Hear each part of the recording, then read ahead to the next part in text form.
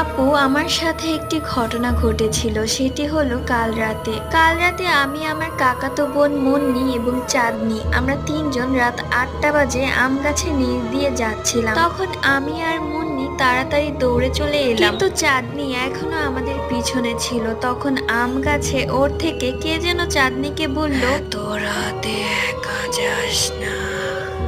চাঁদনি ভয় পেয়ে দৌড়ে এসে পড়লো। ও বলেছিল, আমি যখন দৌড়ে এসেছিলাম তখন একটা হাওয়া আমার পিছনের দিকে নিয়ে গিয়েছিল। সে অনেক ভয় পেয়েছিল। ঘটনাটি আমরা ফুপ্পিকে বলেছিলাম। উনি বলল এটা একটি নিশির ডাক। সো এই নিশির ডাক নিয়ে এর আগেও আমি একটি গল্প বলেছিলাম।